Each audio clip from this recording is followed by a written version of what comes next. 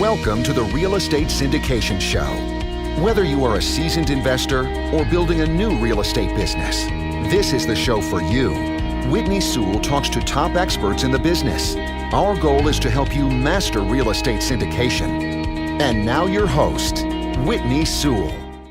This is your daily real estate syndication show. I'm your host, Whitney Sewell. Today, our guest is Joe Cucchiara. Thanks for being on the show, Joe. You're welcome. Good to be here, Whitney. Joe's a mortgage planner with New American Funding and radio host. He created and launched an educational and informational platform via a radio program called Real Estate Radio Live. Joe, tell the listeners a little more about you and your background in real estate. Absolutely. Get started about what you're doing right now. Yeah, I got in the residential mortgage right around 2001, and then did that for several years. I still am doing residential mortgage, but you know, the way I built my business and the success I had was based on building relationships, and that was through education and information for my clients. So I always thought it would be great to do a radio show to kind of bring that same philosophy and that same approach to the airwaves. So late 2010, 2011, I pitched to 3 or 4 different radio shows in the Bay Area here. I'm in Northern California in Silicon Valley, and a couple of them really loved the concept. So I started by doing 2011, I think it was September 2011, I started with a Saturday morning show at 11 o'clock to 12, 1 hour. And then it went so well the first year that they offered me a 5-day a week. Then I started doing a show Monday through Friday from 3 to 4 p.m. Pacific Standard Time out here. And I did that for about 7 years. And now I'm just podcasting. I love the live radio show. I loved, and it was a super amount of value, got some great phone calls, and we're able to help a lot of people. Although now, unfortunately, live radio is kind of not going by the wayside, but it's a little bit different than it was years ago. And, you know, I find that the podcast is easier, more effective, and efficient for people. So I'm just doing purely podcasts 3 days a week now. Nice. I was going to ask you, I mean, that could be relevant to the listener who's looking at doing a podcast versus a radio show. I've heard of a few guys who are doing radio shows, and I wondered about how that would work, you know, one versus the other. Yeah, I love live radio. I'll tell you, there's an excitement about it, and I enjoyed it very much. We did remote shows. We did a lot of special shows. The call-ins were great. The problem is if you're isolated to one slot live on the radio, then those people could only listen to you during that time frame. Now, you can take your live radio content and then, you know, make it into a podcast. So that's a possibility. So there's some strategic things you could do there. But I opted, I guess it's been about a year ago, I opted maybe a little more to just go completely podcast just for logistics and the fact that you could track the downloads and really do some marketing. And, you know, the hour, to be honest with you, Whitney, had an hour radio show. It was live, but the actual talk time was only about 37 minutes. And so that was the other part of it. Wow. The people had to listen to commercials and stock market updates and traffic reports and things like that. So in essence, the 30 to 35 minute podcast really gives the consumer what they want. And let's face it, most people today, they want to listen at their convenience when they want to listen, and they want to listen to without less disruptions. No doubt. You know, I know you're an expert in mortgages and interest rates and things like that, and market. And, you know, maybe you could tell us or get us started on the listener that's not familiar with what they should be considering with markets and interest rates and how all these things are connected. Yeah, I mean, we live in a bit of a unique situation here in Silicon Valley. So I speak to a lot of Silicon Valley. It's in a super expensive market, and we've just come out of about a 3 or 4 year market where it's been an extreme seller's market. It was really, really aggressive. I mean, a home would go on the market, and it would typically, you know, right away it would go for, you know, we'd have 20, 30 offers, and it would go for 10, 15, 20% over asking. So it was really an unusual, unique market that way. That was the last several years, and I really felt bad for the buyers. They were getting beat up. You know, rates were still pretty good. But then most recently, you know, I would say right around late 2018, we started seeing what would be more of a normal market. And I think it was a combination of the rates coming up a little bit and buyer fatigue, and also just people, really wondering, can this appreciation, can this pricing be happening forever? And I think there was some concern in the marketplace. So now we're seeing what I would say more of a normal market. And I can't speak specifically to a lot of other, states and areas around the United States, but because there's so many more areas to grow, we also have a unique area here at Whitney where there's really not a lot of space to grow. So one of the reasons real estate is so expensive here is because if you want to buy something, you have to buy an existing property. And we have some vertical growth taking place in the city, but it's not a place that's wide open like Arizona or Florida or some of these places in the Midwest where you could just grow forever. When you talk about a normal market, what do you consider, the normal market? Well, we're seeing, again, homes on average are on the market for 45 to 60 days instead of a couple of weeks like they were before. And their prices are coming down. We're seeing a reduction in prices anywhere from about 5 to 15% across the board. And, some would say there was some pretty inflated pricing. So we have some room, for that to fluctuate a little bit. Rates had gone up a little bit, but honestly, in the last 30 days or so, rates have come down about 0.5% across the board. So it's interesting this time of the year too. A lot of people, when the holidays hit, things will slow down. They'll decide to wait till after the first of the year, till after the Super Bowl, a little different designations like that. So that's what I would call more of a normal. Homes are still moving, inventories up a little bit, but not like it was. To put some perspective in our area, which again is super unique, in the whole Santa Clara County, which several million people, at one point, there was only about 500 homes for sale in that entire county. I mean, that, to give you an idea, an average market is about 4,000 to 5,000 on the market. And so right now we're around 1,700 on the market in that specific area. So more of a, still low inventory, but more of what I would call a normalized market. So how do interest rates affect these things? And especially if you could speak to any commercial property also, but, Sure. How does that, I know you're an expert in that also, but tell us what's happening and what we should be, looking for. Well, I speak in general. I think right now is a great time to buy. It's been one of the better times to buy in the last several years because of what's gone on.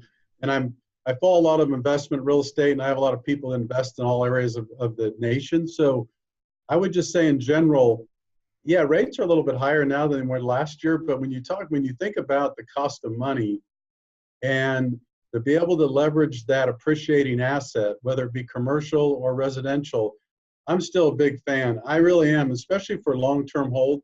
Now, if you're a person that's looking to flip a property or you're doing a speculative move on a property, this is just my opinion, and you're looking to buy it and potentially make something happen in the next 6 to 12 months, that could be a dangerous proposition. But if you buy right, whether it's commercial or residential, and right now, and you do the right improvements to that building or that property, and you hold on for it for a period of time, I still don't think you could go wrong if you have patience. I really don't. I think real estate is a super unique investment vehicle. And I've always said, as a comparison, you take $100,000 or a couple $100,000 and you invest it into a stock, and you have $200,000 in Apple, right? Even though Apple's done pretty good. However, you take that same $200,000, you invest it in a commercial real estate or residential, and it's in $1 million property. Now you have $1 million appreciating asset for a $200,000 investment. So it's not a perfect world. There's no guarantee.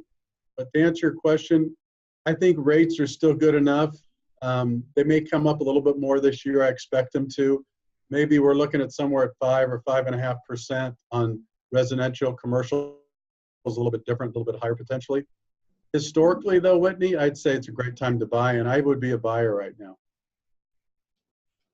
What are some key factors going, into the 2019 market that are things that are going to affect the market coming up in the future that you see? Well, yeah, I think you know, if, again, one of the things I really talk a lot about is to do your homework, make sure you have the right partners, make sure you're working with the right real estate agent, make sure you're working with the right lender, have a team of people that help you make these decisions. Try not to make them emotional. Try to make, look at the numbers and see if the numbers pencil out. If you're a first-time investor, whether it's a syndication or residential or really get yourself educated or spend some time with people that have had success in these markets or in these investment strategies. Don't just try to do it on your own. That could be a tougher venture. I would say there's still a lot of opportunities out there, but look at them individually and don't feel pressured that you have to jump into something. If the emotions aren't there or you just feel pressured or something doesn't feel right, I always tell people, go back to the numbers. Pencil them out, go back to the numbers. Do they work? Because let's face it, real estate is still an emotional thing. I know, commercial is a little less emotional, honestly, because this is an investment and people have their residential home and they have their families located, and it's a different strategy. But sometimes people react to what's going on, what they're hearing in other places or from other people. So they sometimes make, rash decisions other than doing their due diligence. So I would say, number one, Whitney, whatever you do, first of all, I think it's a great time to buy. Just make sure you do your due diligence, look at the deal, make sure you're educated in whatever investment vehicle that is. If you're not, maybe bring in a partner or bring in someone that could help you in that venture to give you a better chance for success. But I still think, if you're a long-term investor, it's a great time to buy and do real estate transactions. And I know 5.5% for some of us that have been fortunate to see the mortgage rates in the threes, I'll just say that I'm one of those guys that was around. I bought my first house in 1987 when I had a 12.5% adjustable interest rate. So I think money's great. Wow.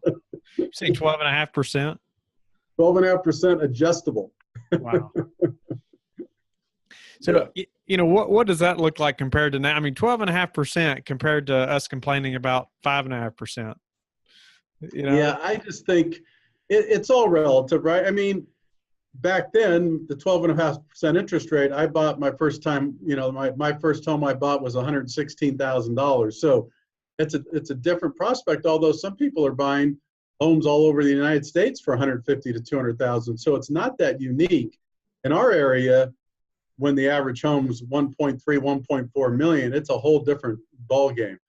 But in general, depending on what you make, the lending environment, unlike in 2008 and 2009 when we had that mortgage meltdown, lending is still very conservative, and you have to show income, you have to show assets, you have to have a certain credit score. And I'll just say that for those listeners out there, if you're thinking about investing in residential, commercial, syndications, no matter partnerships, whatever it is, just do your homework and make sure you have the right partners and the right strategy. In many cases, where people go wrong is they have the wrong partners, the wrong strategy, and it's not necessarily the property, but it just wasn't right for them for other reasons. Maybe you could give us some guidance on finding the right partners. Obviously, you've mentioned that a couple of times, and I've heard horror stories of people, partnering with the wrong group or wrong person. How have you found success in the right partners? Well, one of the things is if you're not fortunate enough to have some people that then I would go to people you trust. And that might be, business partners, family members, relatives. It might be coworkers. There's a number of different things. Also, someone like myself, for instance, I have people that come to me all the time because of my radio show and because of my background. And they ask me, do you have a real estate agent? Do you have do you have a CPA? Do you have a financial planner? Do you have a real estate attorney? So go to someone that you trust, and then interview those people and really find out if it's a good match. Whitney, one of the things is we all know is not everybody is a perfect match, right? I mean, you could have a friend that recommends someone that says they're very best for them, but maybe they matched up well, and maybe the personalities just don't mix. So I would get 2 or 3 different people, depending on what you were looking for. You know, interview those people, talk to them a little bit about it, look at their track records. You know, and if it's a really big investment, I'll tell you, I know a lot of people are funny about this, but if it is a big investment, in other words, if you're thinking about investing with 2 or 3 people and you're talking about a lot of money or a big project, then I'd even go into background searches and find out about people, you know, and I'd be happy for someone, for instance, to pull my credit and do a background on me if I was about ready to enter into a venture, because I myself got burned back in 2004 and 2005. On the surface, I partnered with a guy that was on the Coastal Commission down here near the ocean. He was in politics. He had a real estate background. He had some developments. Everything on the surface, Whitney, looked really good. I didn't do a background search or really find out what was going on behind the scenes. But turns out he had some deals that had gone bad that he had walked away from. And he had this certain reputation that I didn't find out till later. Unfortunately, it was too late. So it's a great question. And for your listeners, I can't tell you, it's so important to make sure that you get lined up with the right partners, do your due diligence, and make sure you feel comfortable. And if something just doesn't feel right in your gut, don't do it, because usually your gut's right. Who is Vinney Chopra? Came to the U.S. from India with $7 in his pocket, and today he has created a portfolio of over $200 million in commercial real estate. He's a CEO of 5 companies, acquiring and managing diverse multifamily portfolio of 3,500 units, and his team self-manage all the assets. Vinney has walked the walk with over 26 successful syndications during multiple economic cycles, including downturns over 12 years. He has built a very extensive educational academy to teach and mentor investors. Vinney, tell us about this Multifamily Syndication Academy. Thank you, Whitney. Thank you so much. I'm really proud to really talk to everybody about this extensive multifamily academy that teaches new and sophisticated investors how to use other people's money through syndications. That has been my world, to buy apartments from 50 units to 500 units, and how to select emerging markets, how to do deal analyzing, investor education, other people money, syndication blueprints. Everything I have learned, I teach in this academy, and over 500 lectures, and also how to manage the assets also, and along with lots of great templates and PowerPoints, everything. And I personally also mastermind coach all my students every Wednesday. So to reach me, Whitney, all the students have to, or investors have to, just text the word learn, LEARN, learn, to 474747, or call my team at 925-766-3518. So, you know, how do you make sure that doesn't happen going forward? I know you're going to do a background check or credit check. Anything else that you might recommend other than, you know, spending the referrals and spending some time with that individual? Yeah, I would ask, you know, questions about previous projects. Maybe you could look at them. Maybe you could do some title search and find out, you know, what did you buy this project for? What did you get in for? What did you sell it for? What kind of returns are you getting? It kind of depends on the partnership. You know, again, if it's a syndication, if it's a little more involved, then those types of things you're going to want to do. Look at their past projects. What kind of returns? What kind of, you know, what do their partners say? So if in a syndication there was 10 people, you know, anybody that doesn't have anything to hide, Whitney's going to say, hey, listen, if you're thinking about investing in my syndication, go interview these 8 people that invested in my last 3 syndications, right? So those types of things I would recommend. If it's, you know, a multi-unit project, same type of thing. Do some background, find out who's involved, what kind of returns they have, and, you know, do a little bit of the detective work to really find out if it's a lot of money or it's your name that's involved. Because remember, one of the other things is sometimes it's not so much money. None of us like to lose money. at all. But sometimes your reputation or who you're associated with could be more damaging than losing money, if that makes sense. Yes. Yeah. Yeah. So maybe that person may come back clear on a credit and background check. However, the reputation that they have could possibly tarnish your reputation.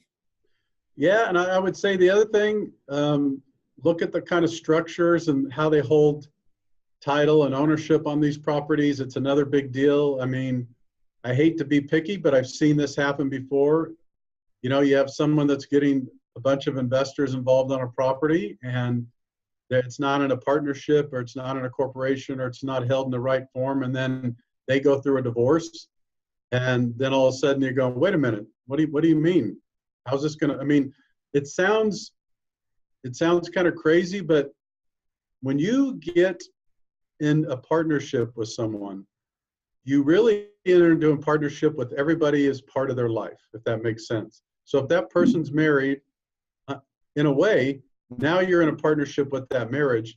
If that person's got another corporation or a business and have other things going on that could potentially happen to he or she, I'm not trying to be overly dramatic, but I've seen these types of things happen, and I'm very familiar. I have lawyers on my show all the time, and they've told me, you know, hundreds of stories of all kinds of these things with partnerships. So that's that I would say. I hope that I'm not scaring people away by being honest, but partnerships are very, very exciting, and they can be very rewarding. But I would just say that, boy, do your homework, and make sure you do your due diligence. Yeah, I know in the syndication business, I mean, a partnership is a must. You know, Yeah. you're going to have many partners. Right. But I can say I appreciate you bringing that up about asking about spouse and what they do, and just hiring an assistant.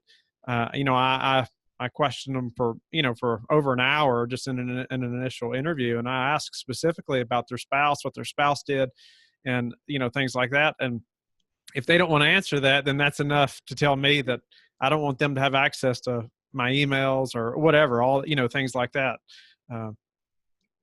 So Yeah. If you could look back to back when you bought that first home at 12.5%, or maybe you're getting started in investing at that time, what would you tell yourself, if you could look back knowing what you know now? Well, I would have held on to all my property. I did sell a couple. I still have some. I'm glad I held on to a few of them. But if all possible, and now again, I know it depends on what kind of structure, but I'm speaking specifically, I'll say, to residential. I haven't done a whole lot of investing in commercial and syndication, so I can't really speak as intelligently and success within those. But in residential real estate, all my investing, I would say that, if at all possible, I mean, I would have bought more. I look back, I wish I would have bought more multi-unit properties. I know it's easy for people to look back and say that, but just like the stock market and just like long-term investing, Whitney, I think that if you go into something and you do your homework and you buy a property, or you're part of an investment or a syndication, just be patient and let those numbers and let that strategic advice run its course. Because too often what happens is a lot of us are short-sighted, and we want these gains right away, and we think that, boy, a year has gone by and how come nothing exciting is happening? In some ways, there's years and years and years of real estate investments that seem to be very boring, but down the years they pay dividends. So I would say that looking back, the things that I would have been different, I would have tried to invest in more real estate. And I probably would have got, honestly, I probably would have got more involved with groups of people that did some developing and some things like that. I kind of stayed to myself, and I, got burned one time pretty good in a partnership. So I kept it pretty simple after that, the last 10 or 12 years. So you might have found more partners, or you may have purchased some more multifamily property or larger property. Yeah, I certainly would have. And I'll tell you the beautiful part about real estate, and I know this is not something new that someone's hearing, but I'm a big fan of diversification. I love the idea that people invest in the stock market. I love the idea that people have 401ks. I love the idea that, but real estate, one of the beautiful parts about real estate, no matter what type of investment you do, it's real and it's sitting there and you own it. You own a portion of it. And, yeah, the markets could change, the markets could fluctuate, but, people are always going to need places to live and work. And even though there's going to be fluctuations in markets, I'm just a big fan of real estate in general, especially long-term.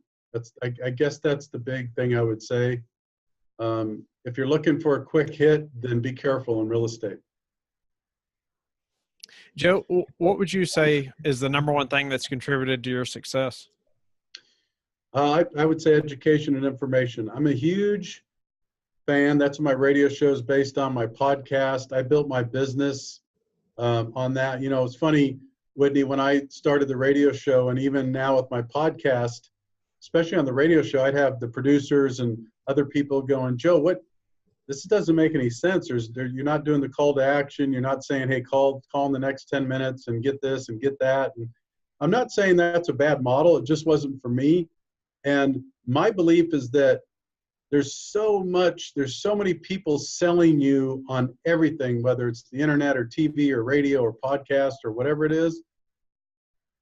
I think I could attribute the majority of my success to trying to stick to the education and information format, learn as much as I can, but at the same time, surround myself with great partners and great relationships and people that will add value to, different skill sets that I don't have. I have a couple other businesses outside of the mortgage business, and I couldn't have done it without people that have skill sets that, that aren't my strength. So I would say those two things. Really be a learner, educate yourself, and no matter what you're getting involved in, and then try to surround yourself with some really good people that could give you sound advice, and then you could use as a sounding board. Could you give us a couple ways that you stay informed? Yeah, podcasts are great. I love them. I listen to podcasts on a regular basis. I'm a big reader. I have a tendency to read probably too much kind of, personal kind of self-help kind of personal growth stuff. I should read an occasional novel every once in a while. But I think that be careful. I think that's a great question, Whitney. Get a handful of podcasts, and if your interest is in real estate, ask around and find out. Go and do some research on the podcast. Ask some friends and people. Follow. There's a lot of reviews on podcasts. They'll tell you what the goods and bads, and then you could tell honestly by listening to them. Whitney, I was just talking to someone the other day about different podcasts, and in general, what I hear is that people appreciate the podcasts and the messages more when the consumer and the audience feels like the host, like yourself or myself, is working hard to give them more value instead of trying to sell them on the entire process or whatever you're trying to sell, whether it's a product or service or throw 10 ads in there. So I would say that get some good podcasts, educate yourself on that, pick up some good books, whatever topic you are interested, and then also, talk to people that have been through it. If you're fortunate to know someone that's invested in, I do loans for people that have 2 properties, 1 property, and I do loans for people that have 70, 80, 100 plus properties. So if you're fortunate enough to take a person out to lunch or dinner or spend a couple hours with someone that has been through this type of thing before, that is super valuable. I'd say do that as well. What are the couple books that someone just must read? Well, it depends. Business books, good to great. 7 Habits of Highly Effective People with, what's his name, unfortunately passed away. I'm trying to think of the gentleman's name. Stephen Covey is always a great book. Think and Grow Rich is just a classic. That's a classic that you can't go wrong with in general. And then follow some of the so much stuff changes that the thing that I would say is be careful. I throw a red flag up with research online. I mean, I'll be the first to admit, everybody starts to research online. There's a lot of data and statistics that tells us we understand, we know why we do it. It's a great resource, but be very careful because there's also a lot of scams. There's also a lot of misleading information and publications that you can't really tell if they're valid or true. So the other thing I would say on top of educating yourself, be careful what you read online for sure. And if you think something, if you're interested in potentially doing something or investing in something, bring it to the attention of people you trust and get their opinion on it. Joe, is there a need in your business right now that you have that you'd like to put out to the listeners?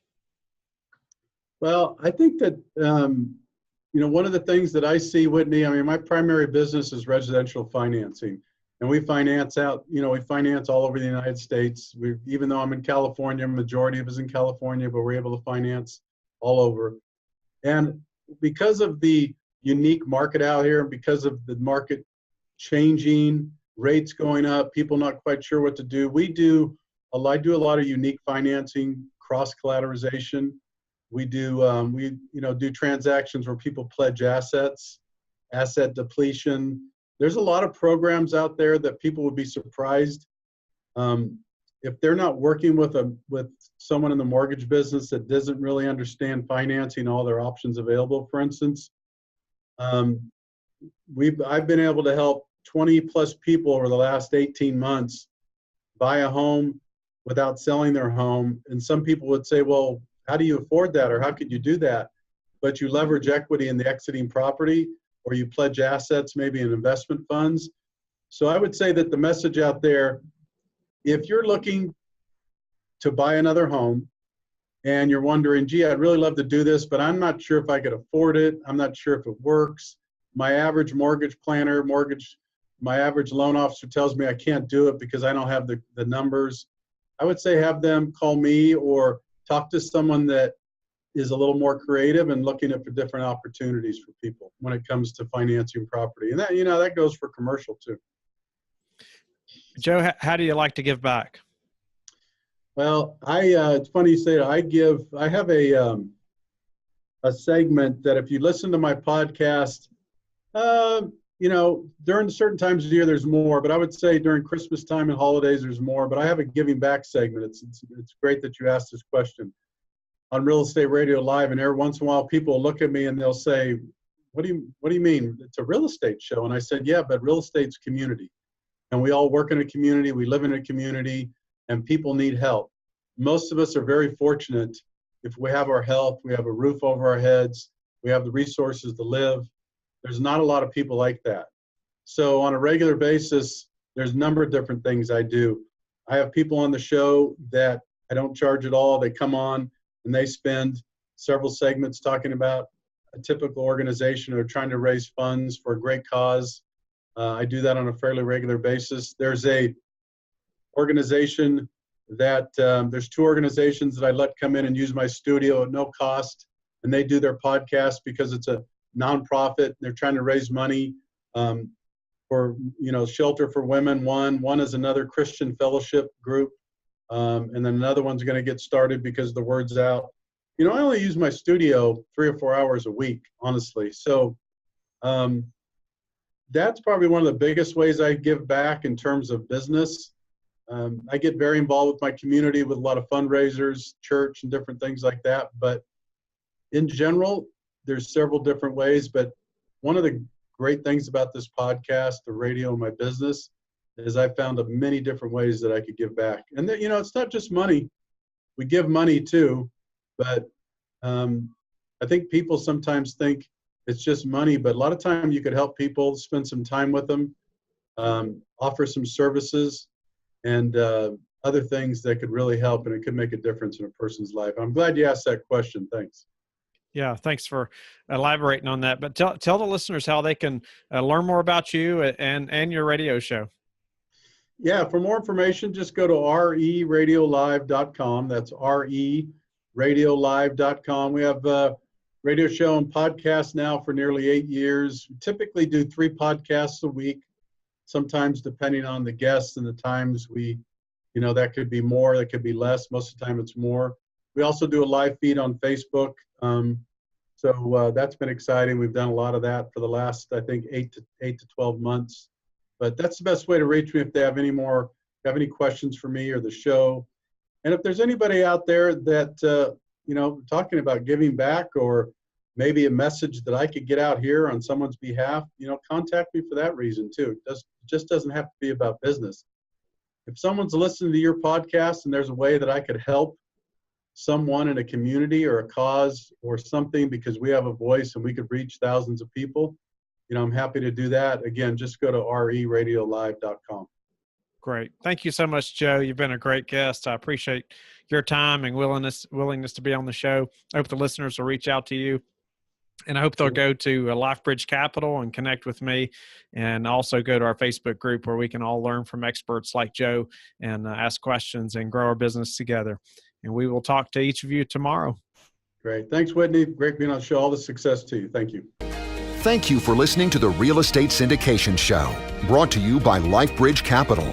LifeBridge Capital works with investors nationwide to invest in real estate, while also donating 50% of its profits to assist parents who are committing to adoption. LifeBridge Capital, making a difference, one investor and one child at a time. Connect online at www.lifebridgecapital.com for free material and videos to further your success.